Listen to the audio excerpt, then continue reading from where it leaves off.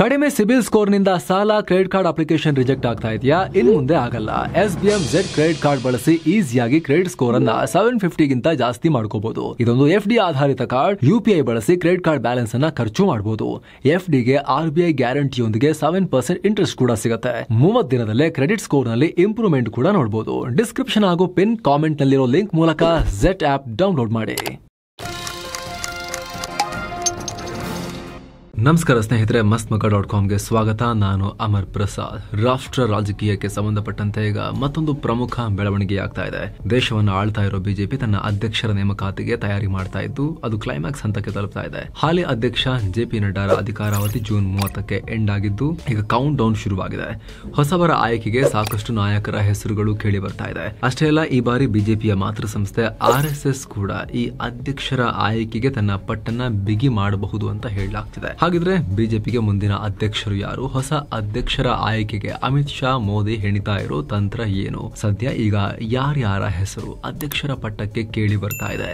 ಅವರ ಹಿಂದೆ ನಿಂತಿರುವುದು ಯಾರು? ಜೊತೆಗೆ ಈ ಹೊಸ ಅಧ್ಯಕ್ಷರ ಆಯ್ಕೆ ನರೇಂದ್ರ ಮೋದಿ ಅವರ ದೃಷ್ಟಿಯಲ್ಲಿ, ಅಮಿತ್ ಶಾ ಅವರ ಫ್ಯೂಚರ್ ದೃಷ್ಟಿಯಲ್ಲಿ, ಬಿಜೆಪಿಯ ಭವಿಷ್ಯದ ದೃಷ್ಟಿಯಲ್ಲಿ ಯಾಕೆ ಮಹತ್ವದ್ದು ಅನ್ನೋದನ್ನ ನೋಡ್ತಾ ಹೋಗೋಣ. ಕಡೆತನಕ ಮಿಸ್ ಮಾಡಿದೆ ನೋಡಿ. ಬಿಜೆಪಿಗೆ ಹೊಸ ಬಾಸ್, ರಾಷ್ಟ್ರ ರಾಜಕೀಯದಲ್ಲಿ ಹೊಸ ಲೆಕ್ಕಾಚಾರ. ಸ್ನೇಹಿತರೆ, ಬಿಜೆಪಿ ಸದ್ಯ ದೇಶದಲ್ಲಿ ಹೆಚ್ಚಿನ ರಾಜ್ಯಗಳಲ್ಲಿ ಅಧಿಕಾರ ನಡೆಸ್ತಾ ಇರೋ ಪಕ್ಷ. ಕೇಂದ್ರದಲ್ಲೂ ಕೂಡ ಕಳೆದ 11 ವರ್ಷಗಳಿಂದ ಅಧಿಕಾರ ನಡೆಸ್ತಾ ಇದೆ. ಹೀಗಾಗಿ ಈ ಪಕ್ಷದ ಹೊಸ ಲೀಡರ್ ಯಾರು ಅನ್ನೋದು ದೇಶದ ರಾಜಕೀಯದ ದೃಷ್ಟಿಯಲ್ಲಿ ತುಂಬಾ ಇಂಪಾರ್ಟೆಂಟ್. ಅಫ್ಕೋರ್ಸ್ ಇಲ್ಲಿ ಎಲ್ಲವನ್ನ ಮೋದಿ ಮತ್ತು ಅಮಿತ್ ಶಾ ಅವರೇ ಕಂಟ್ರೋಲ್ ಮಾಡ್ತಾರೆ ಅನ್ನೋದು ರಾಜಕೀಯವಲ್ಲ, ಪ್ರತಿಯೊಬ್ಬರಿಗೂ ಗೊತ್ತು. ಹೊಸ ಅಧ್ಯಕ್ಷರು ಯಾರು ಬಂದ್ರು ಇವ್ರದೇ ಪ್ರಭಾವ ಜಾಸ್ತಿ ಇರುತ್ತೆ ಅಂತ. ನಡ್ಡಾ ಬಂದ್ಮೇಲೂ ಕೂಡ ಅಮಿತ್ ಶಾನೇ ಡಿ ಫ್ಯಾಕ್ಟೋ ಪ್ರೆಸಿಡೆಂಟ್ ತರ ಪಕ್ಷವನ್ನ ಮ್ಯಾನೇಜ್ ಮಾಡ್ತಿದ್ರು ಅಂತ ಎಲ್ರಿಗೂ ಗೊತ್ತು. ಆದ್ರೆ ನಂಬರ್ 3 ತರ JP ನಡ್ಡಾ ಇದ್ದೇ ಇದ್ರು ಅಲ್ವಾ? ಸೊ ಆ ನಂಬರ್ 3 ಯಾರು ನೆಕ್ಸ್ಟ್ ಅನ್ನೋ ಪ್ರಶ್ನೆ ಈಗ ಮೂಡ್ತಾ ಇದೆ. ಸಂಘಟನೆ ದೃಷ್ಟಿಯಿಂದ, ಬಿಜೆಪಿಯ ಆಂತರಿಕ ಅಧಿಕಾರದ ದೃಷ್ಟಿಯಿಂದ ಈ ಹುದ್ದೆ ಅತ್ಯಂತ ಪ್ರಮುಖ. ಹೀಗಾಗಿನೇ ಈ ಹುದ್ದೆಯ ಆಯ್ಕೆ ಈಗ ಎಲ್ಲರ ಗಮನ ಸೆಳೀತಾ ಇದೆ. ಇಷ್ಟು ದಿನ JP ನಡ್ಡಾ ಅವರು ಅಧ್ಯಕ್ಷರಾಗಿ ಕೆಲಸ ಮಾಡ್ತಾ ಇದ್ರು. 2023 ಜನವರಿಯಲ್ಲೇ, ಅಂದ್ರೆ 2.5 ವರ್ಷಗಳ ಹಿಂದೆನೆ ಅವರ ಅಧಿಕಾರಾವಧಿ ಎಂಡ್ ಆಗಿತ್ತು. ಆದ್ರೆ ಮುಂದಿನ ಲೋಕಸಭಾ ಚುನಾವಣೆ ತನಕ, ಅಂದ್ರೆ 2024ರ ಜೂನ್ ವರೆಗೂ ಮುಂದುವರೆಸಿದ್ರು. ಅದಾದ್ಮೇಲೂ ಬಿಜೆಪಿ ಹೊಸ ಅಧ್ಯಕ್ಷರನ್ನ ಆಯ್ಕೆ ಮಾಡಲಿಲ್ಲ. ಕಳೆದ 1 ವರ್ಷದಿಂದ ಹಂಗಾಮಿ ಆಗಿ ಅವರೇ ಕೆಲಸ ಮಾಡ್ತಿದ್ದಾರೆ. ಆರೋಗ್ಯ ಖಾತೆಯೊಂದಿಗೆ ಬಿಜೆಪಿಯ ರಾಷ್ಟ್ರೀಯ ಅಧ್ಯಕ್ಷರ ಸ್ಥಾನವನ್ನ ಕೂಡ ಮುಂದುವರಿಸಿಕೊಂಡು ಬರ್ತಾ ಇದ್ದಾರೆ. ಆದ್ರೆ ಈಗ ಜೂನ್ 30ಕ್ಕೆ ಆ ಟರ್ಮ್ ಕೂಡ ಎಂಡ್ ಆಗಿದೆ. ಶೀಘ್ರದಲ್ಲಿ ಹೊಸ ಅಧ್ಯಕ್ಷರ ಆಯ್ಕೆಯಾಗಬೇಕು. ಹೀಗಾಗಿ ಅನೇಕರ ಹೆಸರು ಕೇಳಿ ಬರ್ತಾ ಇದೆ. ಅಧ್ಯಕ್ಷರ ರೇಸ್ ನಲ್ಲಿ ಘಟಾನುಘಟಿಗಳು. ಈ ಬಾರಿ ತುಂಬಾ ಇಂಟ್ರೆಸ್ಟಿಂಗ್ ಹೆಸರುಗಳು ಬಿಜೆಪಿ ಒಳಗಿಂದ ಎಮರ್ಜ್ ಆಗ್ತಾ ಇದಾವೆ. ಹಾಗೆ ನೋಡಿದ್ರೆ ಕಳೆದ ವರ್ಷ JP ನಡ್ಡಾ ಕೆಳಗಿಳಿಬಹುದು ಅನ್ನೋ ಟೈಮ್ ನಲ್ಲೇ ಒಂದಷ್ಟು ಹೆಸರುಗಳು ಮುನ್ನೆಲೆಗೆ ಬಂದಿದ್ವು. ಮಹಾರಾಷ್ಟ್ರ ಚುನಾವಣೆ ಇದ್ದ ಕಾರಣ ವಿನೋದ್ ಚಾವಡೆ ಹೆಸರು ಜೋರಾಗಿ ಕೇಳಿ ಬಂದಿತ್ತು. ಉತ್ತರ ಪ್ರದೇಶ, ಗುಜರಾತ್, ಮಣಿಪುರ ಎಲೆಕ್ಷನ್ ಗೆಲುವಿಗೆ ಪ್ರಮುಖ ಪಾತ್ರಧಾರಿ ಅಂತ ಹೇಳ್ತಾ ಇದ್ದ ಕಾರಣ ಇವ್ರನ್ನ ಅಧ್ಯಕ್ಷರನ್ನಾಗಿ ಮಾಡಬಹುದಾ ಅನ್ನೋ ಚರ್ಚೆ ಇತ್ತು. ಹಾಗೆ ಮಾಜಿ ಸಚಿವ ಅನುರಾಗ್ ಠಾಕೂರ್, ರಾಜಸ್ಥಾನದ ಓಂ ಪ್ರಕಾಶ್ ಮಾಥೂರ್, UPಯ ಸುನಿಲ್ ಬನ್ಸಲ್, ಹೀಗೆ ಸಾಕಷ್ಟು ಹೆಸರುಗಳು ಮುನ್ನೆಲೆಯಲ್ಲಿದ್ವು. ಆದ್ರೆ ಈ ಸಲ ಈ ಯಾರ ಹೆಸರು ಚಾಲ್ತಿಯಲ್ಲಿಲ್ಲ. ಬದಲಾಗಿ ಈಗ ಆಲ್ರೆಡಿ ದೇಶಾದ್ಯಂತ ಪರಿಚಿತ ಮುಖಗಳು ಅಂತ ಕರೆಸ್ಕೊಳ್ಳೋರನ್ನೇ ಅಧ್ಯಕ್ಷರನ್ನಾಗಿ ಮಾಡಬಹುದು ಅಂತ ಹೇಳಲಾಗ್ತಿದೆ. ಅದರಲ್ಲೂ ಧರ್ಮೇಂದ್ರ ಪ್ರಧಾನ್, ಶಿವರಾಜ್ ಸಿಂಗ್ ಚೌಹಾಣ್, ಮನೋಹರ್ ಲಾಲ್ ಖಟ್ಟರ್, ಭೂಪೇಂದ್ರ ಯಾದವ್, ಮಾಜಿ IPS ಅಧಿಕಾರಿ ಅಣ್ಣಾಮಲೈ ಹೆಸರು ಕೂಡ ಕೇಳಿ ಬರ್ತಾ ಇದೆ. ಸ್ನೇಹಿತರೆ, ಈ ಹೆಸರುಗಳು ಕೇಳಿ ಬರೋಕು ಇಂಟ್ರೆಸ್ಟಿಂಗ್ ಕಾರಣಗಳಿವೆ. ಅದೇನು ಅಂತ ಅರ್ಥ ಆಗಬೇಕು ಅಂದ್ರೆ ನಾವು ಅಧ್ಯಕ್ಷರ ಹುದ್ದೆಗೆ ಬಿಜೆಪಿ ಮತ್ತು ಅವರ ಮಾತೃ ಸಂಸ್ಥೆ RSS ನಡೆಸ್ತಾ ಇರೋ ಒಳಗಿನ ಒಂದಷ್ಟು ಕ್ಯಾಲ್ಕುಲೇಷನ್ಸ್ ನಾವು ತಿಳ್ಕೋಬೇಕು. ಏನು ಸ್ನೇಹಿತರೆ, ವರದಿಯಲ್ಲಿ ಮುಂದುವರಿಯುವ ಮುನ್ನ 7 ಸೈನ್ಸ್ ಟೂರಿಸಂ ಕಂಪನಿ ಶಿರಡಿ ಹಾಗೂ 3 ಜ್ಯೋತಿರ್ಲಿಂಗಗಳ 3 ನೈಟ್ 4 ಡೇ ಪ್ರವಾಸವನ್ನ ಆಯೋಜಿಸಿದೆ. ಶಿರಡಿ ಸಾಯಿಬಾಬಾ, ಭೀಮಾಶಂಕರ, ನಾಶಿಕ್ ತ್ರಯಂಬಕೇಶ್ವರ, ಕೃಷ್ಣೇಶ್ವರ ಜ್ಯೋತಿರ್ಲಿಂಗ, ಅಜಂತ, ಎಲ್ಲೋರ ಇಲ್ಲೆಲ್ಲ ಹೋಗೋದಿರುತ್ತೆ. ಆಫರ್ ಪ್ರೈಸ್ 28,700 ರೂಪಾಯಿ ಮಾತ್ರ. ಪ್ಯಾಕೇಜ್ ನಲ್ಲಿ flight tickets, 3 star hotel stay, all meals, AC transport ವ್ಯವಸ್ಥೆ, 24/7 ಕನ್ನಡ ಟೂರ್ ಮ್ಯಾನೇಜರ್ ಸೌಲಭ್ಯ ಎಲ್ಲ ಇರುತ್ತೆ. ಹೊರಡೋ ದಿನ 28 ಜುಲೈ 2025. ಕೆಲವೇ ಸೀಟುಗಳು ಲಭ್ಯ. ಆಸಕ್ತರು ಈ ಕೂಡಲೇ ನಂಬರ್ಗೆ ಕಾಲ್ ಮಾಡಿ ನಿಮ್ಮ ಸೀಟನ್ನ ಕೂಡ ಬುಕ್ ಮಾಡಿ. ಬನ್ನೀಗ ವರದಿಯಲ್ಲಿ ಮುಂದುವರಿಯೋಣ. ಜಸ್ಟ್ 1 ವರ್ಷದ ಹಿಂದಕ್ಕೆ ಹೋದ್ರೆ ಇದರಲ್ಲಿ ತುಂಬಾ ಗೊಂದಲ ಏನೂ ಇರಲಿಲ್ಲ. ಈ ಬಾರಿ ನಿಶ್ಚಿತವಾಗಿ RSS ಬಿಜೆಪಿ ಅಧ್ಯಕ್ಷ ಗಾದಿಗೆ ಸಂಘದಿಂದ ಯಾರನ್ನಾರನ್ನು ಕಳಿಸುತ್ತೆ, ಸಂಘದ ಕೈನೇ ಮೇಲಾಗತ್ತೆ ಅನ್ನೋ ಅಭಿಪ್ರಾಯ ಇತ್ತು. ಮೋದಿ ಪ್ರಧಾನಿ ಆದ್ಮೇಲೆ ಕಳೆದ 10 ವರ್ಷಗಳಿಂದ ಮೋದಿಯವರ RSSನ ಪ್ರಭಾವನ ಅಂತ ಬಂದಾಗ ಮೋದಿ ಮುಂದಕ್ಕೆ ಕಾಣಿಸ್ತಾ ಇದ್ರು. RSSಗಿಂತ ಮೋದಿಯ ಪ್ರಭಾವ ಜಾಸ್ತಿ ಕಾಣಿಸ್ತಾ ಇತ್ತು. ಖುದ್ದು ಎಲೆಕ್ಷನ್ ಟೈಮ್ನಲ್ಲಿ JP ನಡ್ಡಾ ಹೇಳಿದ್ರು, ನಮಗೆ RSS ಸಹಾಯ ಬೇಕಾಗಿಲ್ಲ, ನಾವು ಶಕ್ತಿವಂತರಾಗಿದ್ದೇವೆ ಅನ್ನೋ ಹೇಳಿಕೆಯನ್ನ ಅವರಾಗಿ ಖುದ್ದು ಅವರ ಬಾಯಲ್ಲೇ ಕೊಟ್ಟಿದ್ರು. ಅನುಮಾನಕ್ಕೆ ಯಾವುದೇ ರೀತಿ ಗೊಂದಲ ಇಲ್ಲ, ಸ್ಟ್ರೇಟ್ ಫಾರ್ವರ್ಡ್ ಹೇಳಿಕೆ ಕೊಟ್ಟಿದ್ರು. ಇದು RSS ಮತ್ತು BJP ನಡುವೆ ಅಂತರ ಸೃಷ್ಟಿಯಾಗ್ತಿದೆಯಾ ಅನ್ನೋ ಚರ್ಚೆ ಕಾರಣ ಆಗಿತ್ತು.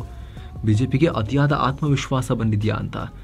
ಇದರ ನಂತರ 2024 ಚುನಾವಣೆಯಲ್ಲಿ BJPಗೆ ಹೊಡೆತ ಬಿತ್ತು. 400 ಪಾರು ಹೋಗಿ 300 ಪಾರು ಆಗಲಿಲ್ಲ. ಸರ್ಕಾರ ಮಾಡೋಕೆ ಸಾಧ್ಯ ಆಯ್ತಾದ್ರೂ ಕೂಡ ಭರ್ಜರಿ ಬಹುಮತ ಸಿಗಲಿಲ್ಲ. ಇದು ಮೋದಿ ಮತ್ತು ಅಮಿತ್ ಶಾ ಅವರ ಗ್ರಾಸ್ ಮಿಸ್ಕ್ಯಾಲ್ಕುಲೇಷನ್. ದೊಡ್ಡ ಹಿನ್ನಡೆ, ಅಂದರೆ ಹಿನ್ನಡೆ ದೊಡ್ಡ ಸೋಲು ಅಂತ ಅಲ್ಲ, ದೊಡ್ಡ ಮಿಸ್ಕ್ಯಾಲ್ಕುಲೇಷನ್. ಸರಿಯಾಗಿ ಇವರು ಕ್ಯಾಲ್ಕುಲೇಷನ್ ಕರೆಕ್ಟಾಗಿ ಮಾಡ್ಕೊಂಡಿಲ್ಲ, ತಪ್ಪು ಲೆಕ್ಕಾಚಾರಗಳನ್ನು ಹಾಕೊಂಡಿದ್ರು, ಓವರ್ ಕಾನ್ಫಿಡೆನ್ಸ್ ಇತ್ತು ಇವರಿಗೆ, ಹೊಡೆತ ತಿಂದರು ಅನ್ನೋದು ಲೆಕ್ಕಾಚಾರಕ್ಕೆ ಬರಲಾಗಿತ್ತು. ಕಂಪ್ಲೀಟ್ಲಿ ಮೋದಿ ನೇಮಲ್ಲಿ ಎಲೆಕ್ಷನ್ ಮಾಡಿದ್ರು. ಇಲ್ಲಿ RSS ನಮ್ಮ ಬೆಂಬಲ ಇಲ್ಲದೆ ನೀವೇನು ಗೆಲ್ಲೋಕ್ಕಾಗಲ್ಲ ಅನ್ನೋ ಸೂಚನೆಯನ್ನು ಕೂಡ BJP ನಾಯಕರಿಗೆ ರವಾನೆ ಮಾಡ್ತಾ ಅಂತಲೂ ಚರ್ಚೆಯಾಗಿತ್ತು ರಿಸಲ್ಟ್ ಬಂದಾಗ.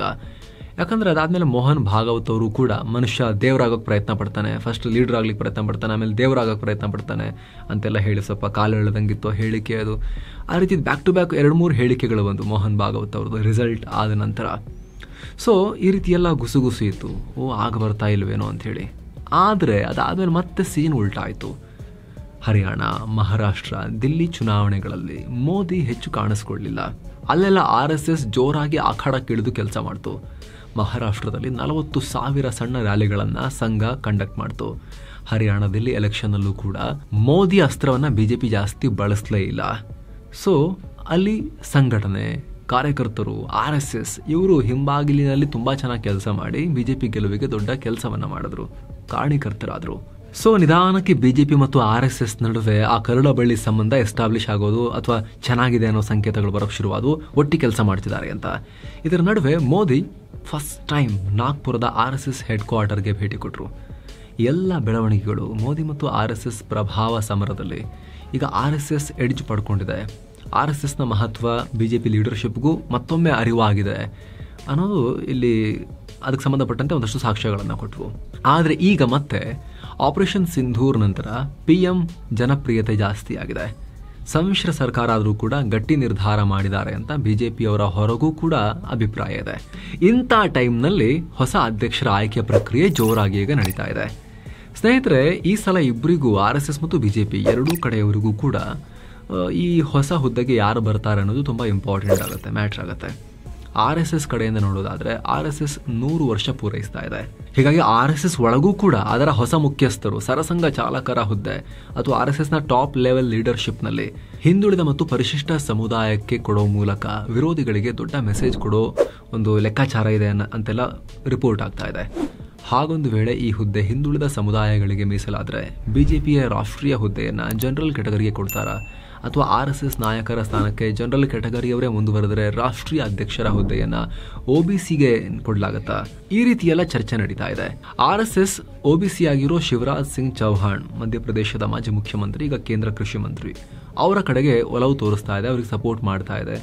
ಗ್ರಾಸ್ ರೂಟ್ ಲೆವೆಲ್ನಲ್ಲಿ ಹಿಂದಿ ರಾಜ್ಯಗಳಲ್ಲಿ ಪಾಪ್ಯುಲರ್ ಕೂಡ ಇದ್ದಾರೆ ಅಂತ ಹೇಳಿ ಅವರಿಗೆ ಬೆಂಬಲ ಕೊಡ್ತಾ ಇದೆ ಅಂತೆಲ್ಲ ಮಾಹಿತಿ ಇದೆ. ಆದರೆ ಮೋದಿ ಮತ್ತು ಅಮಿತ್ ಶಾ ಅವರಿಗೂ ಕೂಡ ಇದು ವಿಶೇಷ ಸಂದರ್ಭ. ಮೋದಿ ತಮ್ಮ 3ನೇ ಅವಧಿಯಲ್ಲಿ ಮುಂದುವರಿತಾ ಇದ್ದಾರೆ.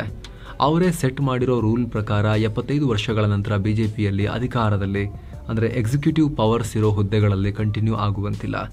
ಯಡಿಯೂರಪ್ಪ ವಿಚಾರದಲ್ಲಿ ಸ್ವಲ್ಪ ಎಕ್ಸ್ಕ್ಯೂಸ್ ಕೊಡಲಾಗಿತ್ತು, 2 ವರ್ಷ ಎಕ್ಸ್ಟೆನ್ಷನ್ ಕೊಡಲಾಗಿತ್ತು, ಆಮೇಲೆ ಅವ್ರನ್ನ ಕೂಡ ಇಳಿಸಿದ್ರು.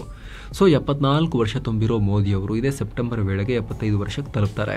ಆದರೆ ಅವ್ರು ಇಳಿತಾರೆ ಅನ್ನೋದು ಡೌಟ್ ಇದೆ. ಅವರಂತೂ 2042, 2047 ಅಂತೆಲ್ಲ ಹೇಳಿಕೆ ಕೊಡ್ತಾ ಇದ್ದಾರೆ. ಆ ಕಡೆ ಅಮಿತ್ ಶಾ ಮತ್ತು ರಾಜನಾಥ್ ಸಿಂಗ್ ಆಲ್ರೆಡಿ ಘೋಷಿಸಿ ಆಗಿದೆ, 2029ಕ್ಕೂ ಮೋದಿನೇ ನಮ್ಮ ಲೀಡರ್ ಅಂತ ಹೇಳಿ ಘೋಷಿಸಿ ಆಗಿದೆ. ಹೀಗಾಗಿ ಇಂಥ ಟೈಮ್ನಲ್ಲಿ BJP ಅಧ್ಯಕ್ಷ ಸ್ಥಾನಕ್ಕೆ ಯಾರನ್ನು ತಗೋಬರ್ತಾರೆ ಅನ್ನೋದು ಬಹಳ ಮುಖ್ಯ ಆಗುತ್ತೆ. ಮತ್ತೊಂದು ಕಡೆ ಅಮಿತ್ ಶಾ ಅವರು ಮೋದಿ ನಂತರ BJPಲಿ ಯಾರು ಅಂತ ಬಂದಾಗ ನಿರ್ಣಾಯಕವಾಗಿ ರಾಷ್ಟ್ರ BJPಯಲ್ಲಿ ಪಕ್ಷದ ಸಂಘಟನೆ ಮೇಲೆ ಅಮಿತ್ ಶಾ ಕಂಟ್ರೋಲ್ ಹೊಂದಿದ್ದಾರೆ.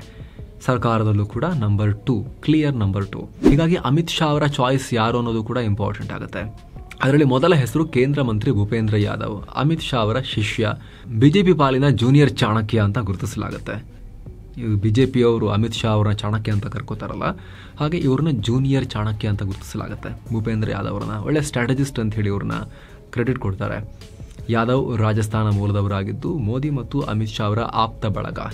ವಯಸ್ಸು ಕೂಡ 56 ಅಷ್ಟೇ. ABVPಯಲ್ಲಿದ್ದವರು, ಹೀಗಾಗಿ ಇವ್ರ ಕಡೆ ಒಲವಿದೆ ಅಂತ ಹೇಳಿ ಹೇಳ್ತಾರೆ. ಹಾಗೆ ಕೇಂದ್ರ ಸಚಿವ ಧರ್ಮೇಂದ್ರ ಪ್ರಧಾನ್ ಕಡೆ ಕೂಡ ಮೋದಿ ಮತ್ತು ಅಮಿತ್ ಶಾ ಒಲವಿದೆ ಅಂತ. ಇವರು ಕೂಡ OBC ಕ್ಯಾಟಗರಿಯಲ್ಲಿ ಗುರುತಿಸಿಕೊಂಡಿದ್ದು ಹಲವು ಚುನಾವಣೆಗಳ ಉಸ್ತುವಾರಿ ತಗೊಂಡು ಅದನ್ನು ನಿಭಾಯಿಸಿ ಸಕ್ಸಸ್ ಕಂಡಿರೋ ಎಕ್ಸಾಂಪಲ್ಸ್ ಕೂಡ ಇದೆ.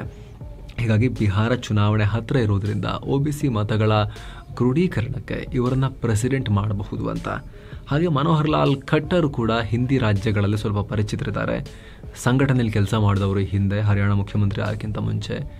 ಸೊ ಮೋದಿ ಅವರ ಅತ್ಯಾಪ್ತರು ಕೂಡ ಹೌದು. ಹೀಗಾಗಿ ಇವರ ಹೆಸರು ಕೂಡ ಇದೆ. ಇನ್ನು ಇವ್ರ ಜೊತೆಗೆ ಅಣ್ಣಾಮಲೈ ಅವರ ಹೆಸರು ಕೂಡ ಇಂಟ್ರೆಸ್ಟಿಂಗ್ ಆಗಿ ಕೇಳಿ ಬರ್ತಾ ಇದೆ. ಸೌತ್ ಫ್ಯಾಕ್ಟರ್, ತಮಿಳ್ನಾಡಿನಲ್ಲಿ ಈ ಸ್ಟಾಲಿನ್ ಉತ್ತರ ಮತ್ತು ದಕ್ಷಿಣ, ಹಿಂದಿ ವರ್ಸಸ್ ತಮಿಳು ಅಂತೆಲ್ಲ ಮಾಡ್ತಿರೋ ಟೈಮ್ನಲ್ಲಿ ಒಬ್ಬ ಯಂಗ್ ಫೇಸನ್ನು ತಮಿಳ್ನಾಡಿನಿಂದ ರಾಷ್ಟ್ರೀಯ ಅಧ್ಯಕ್ಷರ ಸ್ಥಾನಕ್ಕೆ ಕೂರಿಸ್ಬಿಟ್ರೆ ಒಂದೇ ಏಟಿಗೆ ಹಲವು ಹಕ್ಕಿಗಳನ್ನು ಹೊಡಿಬಹುದು ಅಂತ. ರಾಷ್ಟ್ರ ಮಟ್ಟದಲ್ಲಿ BJPಯ ವಯಸ್ಸಾಗ್ತಿರೋ ಟಾಪ್ ಲೀಡರ್ಶಿಪ್ ನಡುವೆ ಒಂದು ಯಂಗ್ ನ್ಯಾಷನಲ್ ಪ್ರೆಸಿಡೆಂಟ್, ಸೌತ್, ಅದು ಕೂಡ Tamil Nadu, highly educated, IIM graduate, IIM Lucknow, ಜೊತೆಗೆ ಇಂಜಿನಿಯರಿಂಗ್ ಕೂಡ ಮಾಡಿದ್ದಾರೆ. ಅಣ್ಣಾಮಲೈ ಮೆಕ್ಯಾನಿಕಲ್ ಇಂಜಿನಿಯರು ಹೌದು, IIM ಲಕ್ನೋದಲ್ಲಿ MBA ಕೂಡ ಹೌದು. ಯಂಗ್ IPS ಆಫೀಸರ್ ಆಗಿದ್ದವರು ರಾಜೀನಾಮೆ ಕೊಟ್ಟು ಪಾಲಿಟಿಕ್ಸಿಗೆ ಬಂದವರು, ಏನೋ ಬದಲಾವಣೆ ಮಾಡ್ತೀನಿ ಅಂತ ಹೇಳಿ ಬಂದವರು. ಅದಾದಮೇಲೆ ತಮಿಳುನಾಡಿನ ರಾಜ್ಯಾಧ್ಯಕ್ಷರಾದರು ಚಿಕ್ಕ ವಯಸ್ಸಿನಲ್ಲೇ. ಜೊತೆಗೆ ಬೇರೆ ಬೇರೆ ರಾಜ್ಯಗಳ ಉಸ್ತುವಾರಿಗೆಲ್ಲ ಅವ್ರನ್ನ ಲೀಡರ್ಶಿಪ್ ಕೊಟ್ಟು ಅವ್ರನ್ನ ಟ್ರೈನ್ ಮಾಡ್ತಾ ಇದ್ರು BJP ಅವರು.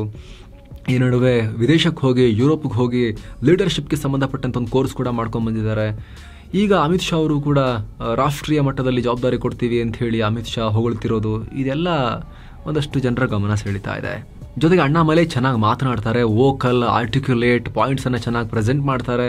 ಒಬ್ಬ ಯಂಗ್ ವ್ಯಕ್ತಿ ಈ ರೀತಿ ರಾಷ್ಟ್ರೀಯ ಅಧ್ಯಕ್ಷರಾದರೆ ನಮ್ಮ ಯುವ ನಾಯಕ ಅಂತ ಹೇಳಿ ಕಾಂಗ್ರೆಸ್ ರಾಹುಲ್ ಗಾಂಧಿಯನ್ನು ಪ್ರೊಜೆಕ್ಟ್ ಮಾಡ್ತಿರೋ ಸಂದರ್ಭದಲ್ಲಿ BJP ಕಡೆಯಿಂದ ಒಂದು ಸ್ಟ್ರಾಂಗ್ ಯೂತ್ ವಾಯ್ಸ್ ಕೂಡ ಆಗಬಹುದು ಅನ್ನೋ ರೀತಿಯಲ್ಲೆಲ್ಲ ಇವರ ಹೆಸರನ್ನು ಕೂಡ ಚರ್ಚೆಯಲ್ಲಿ ತಗೊಳ್ಳಲಾಗ್ತಾ ಇದೆ. ಆದರೆ ಅಗೇನ್ BJP ಈ ರೀತಿ ಮುಖ್ಯವಾಗಿ ಚರ್ಚೆ ಆಗ್ತಿದೆ ಅಂತ ಹೇಳಿದ್ರೆ ಇನ್ಯಾರನ್ನೋ ಕರ್ಕೊಂಬಂದು ಕೂರಿಸಿರುತ್ತೆ. ಮೋದಿ ಅಮಿತ್ ಶಾ ಅವರ BJPಯಲ್ಲಿ ಈ ಸರ್ಪ್ರೈಸ್ ಆಯ್ಕೆಗಳ ಟ್ರೆಂಡ್ ಕೂಡ ಇದೆ. ಹಾಗಾಗಿ ಮಹಿಳೆಯನ್ನು ಯಾರಾದರೂ ಮಾಡಬಹುದಾ, ಈ ಥರ ಕೂಡ ಚರ್ಚೆ ಇದೆ.